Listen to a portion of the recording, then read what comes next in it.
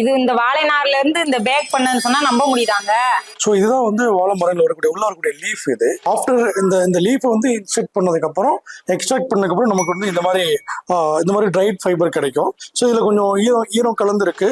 So இந்த fibre வந்து மேனுவலா நம்ம வந்து இந்த ஈரத்தெல்லாம் அப்படி புழிஞ்சிட்டு காய போட்டோம்னா இது வந்து நமக்கு இது மாதிரி ட்ரைடு ஃபைபரா கிடைக்கும். ஸோ இந்த ட்ரைட் ஃபைபர் தான் ஸோ நமக்கு வந்து மேஜரா வந்து ஃபேப்ரிக்கும் நாப்கின்க்கும் வந்து கலர் ட்ரெஸ்ஸஸ்க்கும் யூஸ் ஆகக்கூடிய ஒரு மெயினான திங். ஸோ இந்த ட்ரைட் ஃபைபர் வந்து ஒரு ட்ரீஸ்ல வந்து மினிமம் வந்து 10 to 20 லீவ்ஸ் வரைக்கும் இருக்கும்.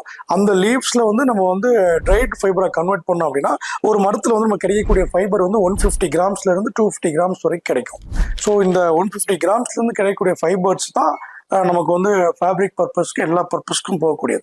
ஸோ இந்த ஃபைபர்ஸ் வந்து நம்ம 2 டைப்ஸ் ஆஃப் இங்கே வேல்யூ ஆட் பண்றோம். ஸோ ஒன்று வந்து இதை வந்து நம்ம ஹேண்ட்மேடு பிரைடு ஜடை மாதிரி பின்னி அந்த ஜடையை வந்து ஒரு பார்ட்டை வந்து நம்ம ஹேண்டிகிராஃப்ட்ஸ்க்கு யூஸ் பண்ணிக்கிறோம். அப்புறம் இந்த ஃபைபரை வந்து நம்ம வீவிங்ல மேட்ல கொடுத்து ஃபைபர் மேட்டா எடுத்துறோம். அந்த மேட் வந்து நமக்கு வந்து சீவிங் மெஷின்ஸ்ல வந்து பேக்ஸ் பண்றதுக்கு யூஸ் ஆகுது. ஸோ இந்த நேச்சுரல் ஃபைபர்ஸ் தான் இன்னைக்கு வந்து வேர்ல்டுல பெரிய கமோடிட்டியான மார்க்கெட்டை வந்து உருவாக்கிட்டு இருக்கு. ஸோ இருக்கிற நேச்சுரல் ஃபைபர்ஸ்லேயே அப்சர்விங் கெப்பாசிட்டியும் சஸ்டெயின் ஆகக்கூடிய ஒரே ஃபைபர் வந்து பனானா ஃபைபர் மட்டும்தான்.